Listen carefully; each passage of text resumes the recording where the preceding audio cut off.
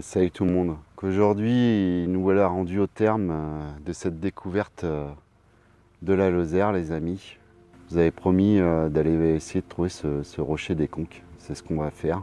Donc un peu triste, je vous avoue. Je repars que jeudi matin, donc après-demain, mais demain, j'aurai sûrement pas le temps d'aller visiter encore un autre monument. J'irai faire un petit peu les boutiques pour les souvenirs. Donc les amis, on se retrouve tout à l'heure. Peut-être au pied de ce monument, je l'espère en tout cas. Allez, à tout à l'heure les amis.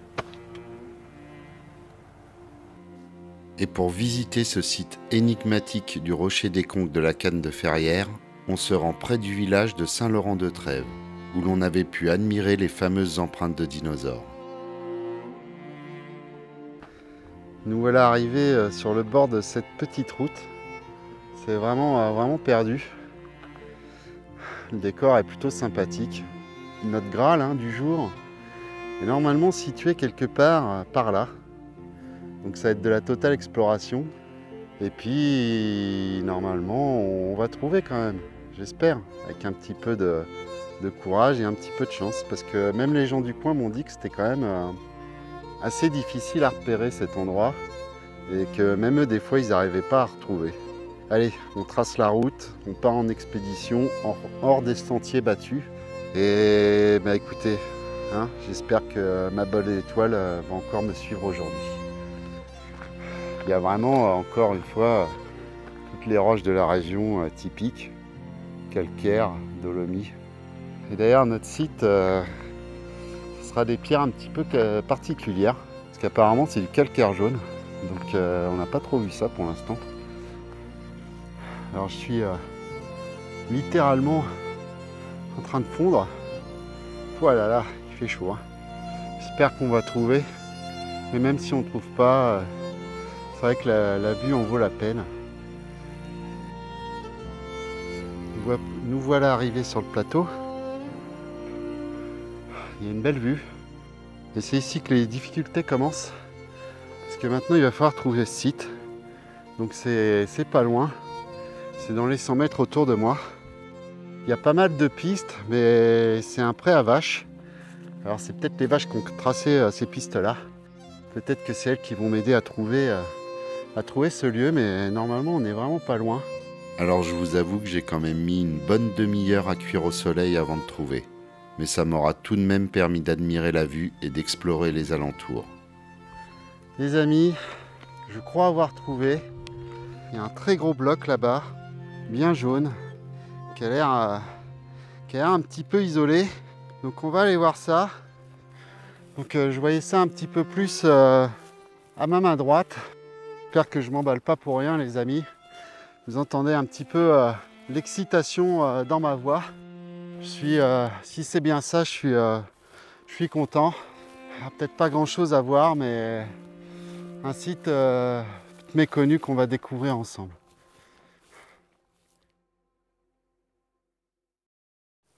Voilà, notre site du rocher des Conques de la Canne de Ferrières. Donc on a bien du mal à le dater, mais ça a l'air très ancien. En effet, des études de ce site furent menées en 1960 par le préhistorien Camille Hugues, et aucun vestige archéologique ne fut découvert. Il n'y a aucune légende associée à cet ensemble de blocs, et seul son nom des Conques, un mot occitan signifiant bassin ou cuvette, est assez évocateur.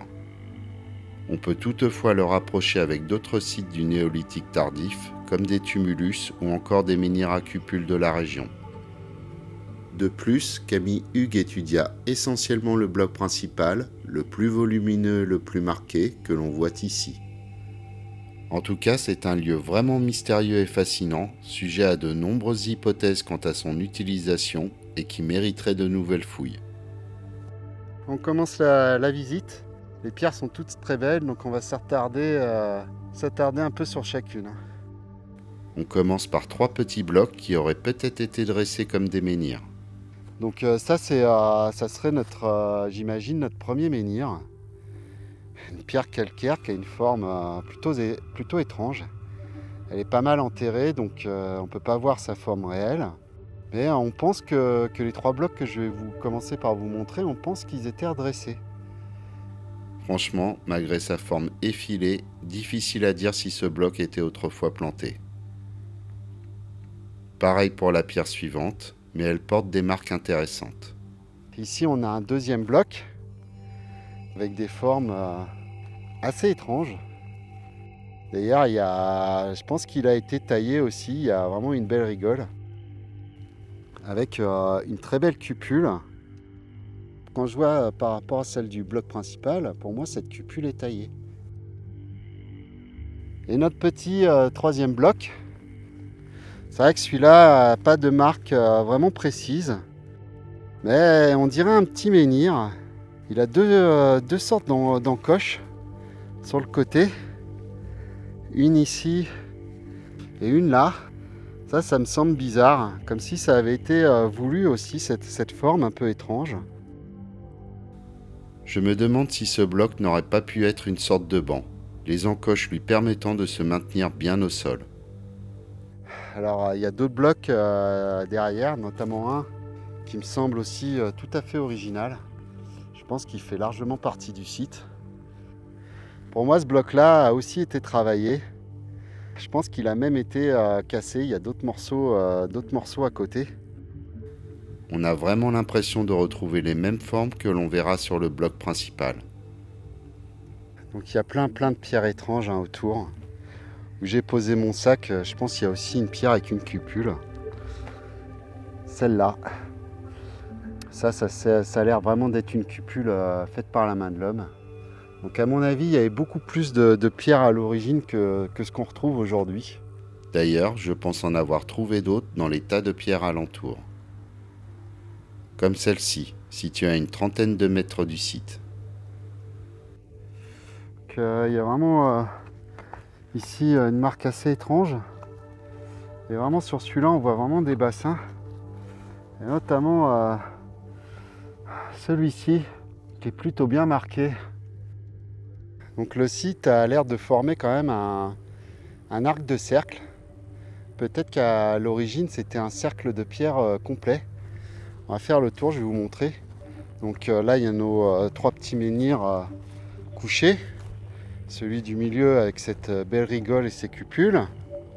Le troisième petit menhir. Ensuite on a la pierre principale. La deuxième pierre à cupule, la deuxième est la plus grosse. Et derrière, ce qui semblerait être un siège. Une sorte de cercle de pierre, avec en position demi-cercle de pierre, avec en position centrale notre fameux bloc principal. Ce bloc-là est quand même assez massif. Il fait environ 1,50 m de long pour 1 m de large. On voit pas de cupule dessus. Donc est-ce qu'il faisait partie du site? Eh bien très certainement, parce qu'on voit autre chose. On dirait que quelqu'un a taillé la pierre pour former comme un siège ici. En tout cas, on pouvait se poser là et regarder le rituel se dérouler sur la pierre principale et sur l'autre pierre à cupule qui est juste là.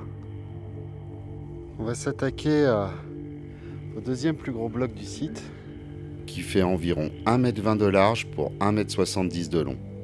Cette dalle semble aussi avoir été en partie brisée à une époque lointaine. Donc on a ce bloc percé de deux cupules. Il y a une cupule ici, une autre grosse cupule là. Là on voit comme une sorte de bassin également. Et puis au centre il y a ces cupules avec une sorte de rigole qui descend jusqu'en bas de la pierre. Le site a l'air immense en effet, les amis. Parce que je fais le tour, je fais un peu le tour. Il y a environ une vingtaine de mètres dans cette direction. Et ben, il y a une autre pierre assez étrange marquée et qui est perdue au milieu des arbustes et de gros gravats. Je parle ici des deux blocs que l'on avait vus précédemment. Donc à mon avis, c'est possible que tout le site faisait un grand arc de cercle. Ce site mériterait vraiment des fouilles plus approfondies. Alors j'ai remarqué aussi un petit truc, c'est qu'au fond là-bas, on a les puages des Bondons. Donc on a une belle vue aussi sur la Cham.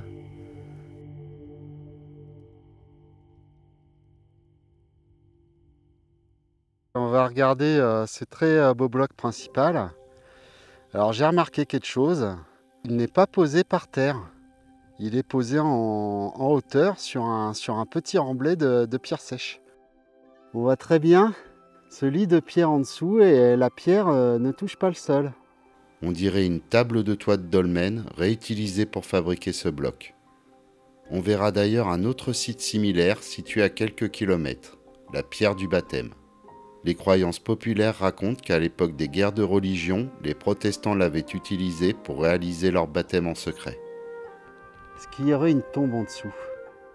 On n'a pas le droit de fouiller, hein, mais je pense que ça serait intéressant quand même que des spécialistes se penchent sur la question, parce que dans la littérature, je n'ai absolument pas vu ça de noté.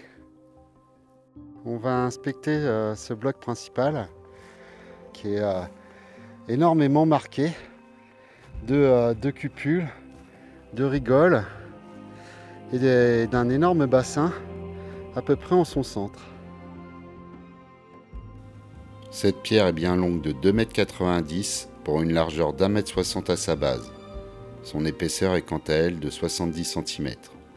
C'est du calcaire jaune, donc c'est une roche assez facile à travailler finalement, et qui servait sûrement dans de nombreux rituels, parce que ces bassins, ces canaux, ces rigoles forment tout un parcours. Voici d'ailleurs le relevé de ces cupules et de ces bassins par Camille Hugues. Toutes ces marques auraient probablement été réalisées à l'aide d'un outil en métal, peut-être au début de l'âge du fer. À son pied, il y a cette petite pierre, comme si on pouvait s'asseoir ou monter dessus pour avoir une meilleure vision de cette roche et peut-être pratiquer ce rituel en question. Ici, on a le bassin principal. Plutôt impressionnant car il fait environ 25 cm de profondeur pour une longueur moyenne de 20 cm. Il a une forme ovale, un petit peu en œuf. Alors ici, un bassin assez profond. Il fait 15 cm de profondeur et est relié à une sorte de gouttière que Camille Hugues juge naturelle. Ce qui est le plus intéressant, c'est cette série de cupules avec une sorte de gouttière qui descend jusque là. La gouttière est très belle ici, jusqu'à ce grand bassin. Donc sûrement un rituel lié à l'eau, peut-être aussi à des sacrifices. Ensuite, une fois que le bassin était rempli, ça pouvait continuer de se remplir ici, passer là et descendre jusqu'au sol où on pouvait recueillir ce liquide. Donc un site quand même assez particulier. J'ai fait une mesure de l'orientation du bloc principal, mais je vous avoue qu'avec ma boussole défaillante, il faudrait la refaire. Toutefois, il semble pointer vers l'est. Donc je voulais quand même vous montrer ça, avec l'eau qui me reste. On va remplir. Ça va commencer à déborder. Voilà. Et vous avez vu la rigole, avec le liquide qui descend jusqu'à cette fosse. On pourrait faire la même chose ici.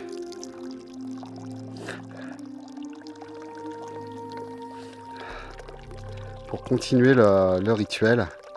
Voilà. Donc un petit exemple de comment la pierre pouvait servir. Alors j'ai pas assez d'eau pour vous montrer tout ça forcément, hein. Il faut que j'en garde un peu pour mon retour, mais c'est quand même tout à fait fascinant.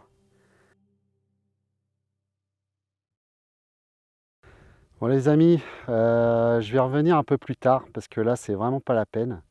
La chaleur est torride et malheureusement mon portable coupe toutes les minutes. Donc je vais revenir vers 19 h. En tout cas c'est vraiment magnifique ici.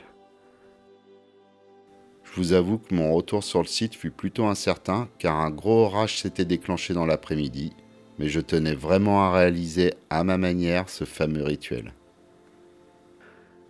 Nous voilà de retour sur ce fameux site du Rocher des Conques, la canne de Ferrières. Le soleil est en train de se coucher doucement. Mon téléphone est encore très chaud. Donc, je vais quand même vous montrer cette pierre un petit peu plus en détail. Donc il est vraiment magnifique. 3 mètres de long, avec sa belle tête en pointe, en ogive aussi on appelle ça. Alors il est vraiment pas posé par terre, hein.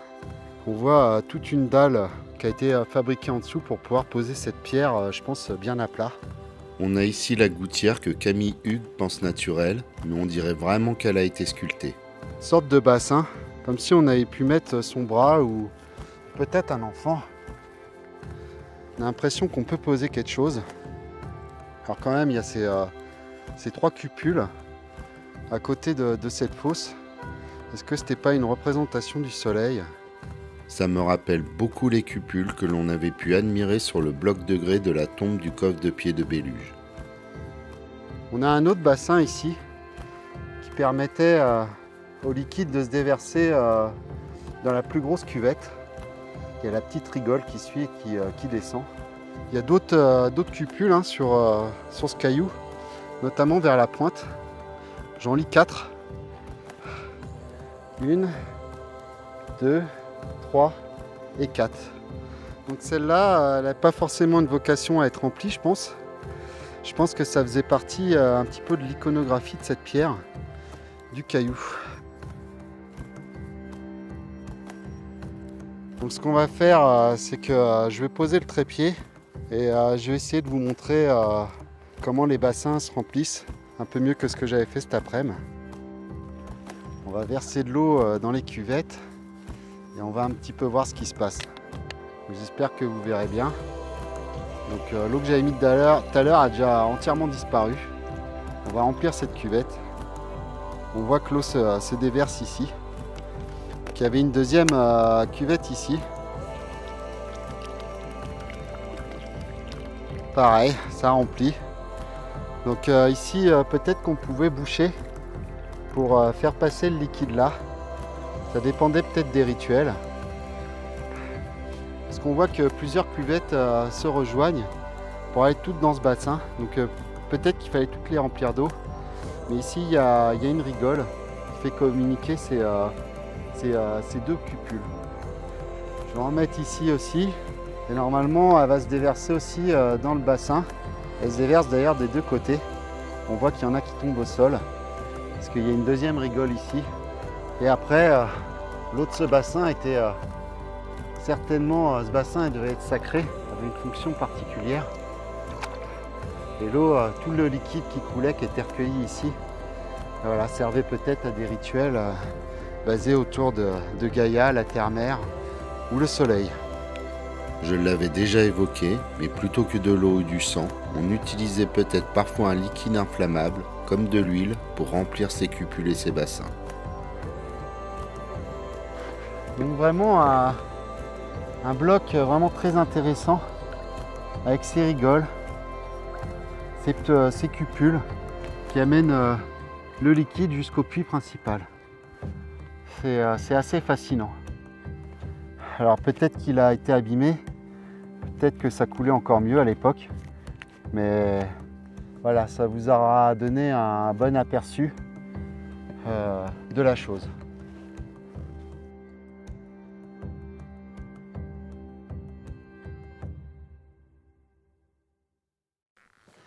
Et voilà les amis, c'était le rocher des Conques de la Canne de Ferrières. Conclusion, qu'est-ce qu'il y a à dire? Une très belle pierre avec de multiples cupules, plusieurs bassins.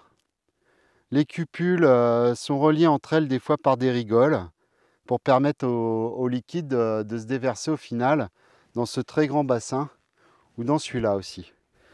Donc qu'est-ce que ça aurait pu être tout ça? Eh bien, ça aurait pu être un site relié à des cultes solaires, des cultes aussi par rapport au ciel, avec peut-être qu'ils avaient voulu tracer une sorte de carte des étoiles, et peut-être un culte lié aussi à la fertilité, avec l'eau, symbole de vie, qui se déverse dans ce très grand bassin.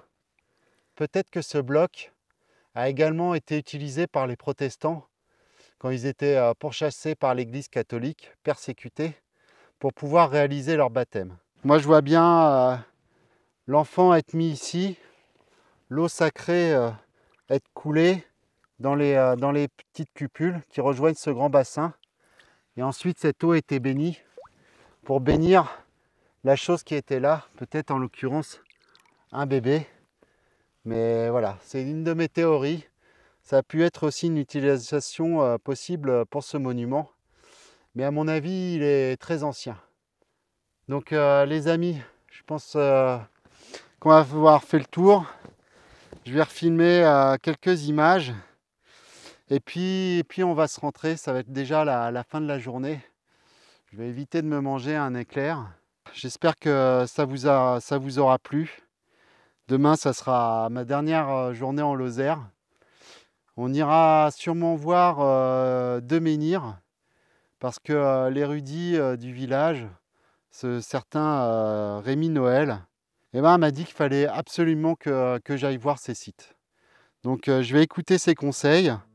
Demain matin, je vais essayer d'aller voir ça rapidement, qu'on ait une vision un petit peu globale des sites de la région. Donc les amis, je vous dis bonne soirée et à bientôt.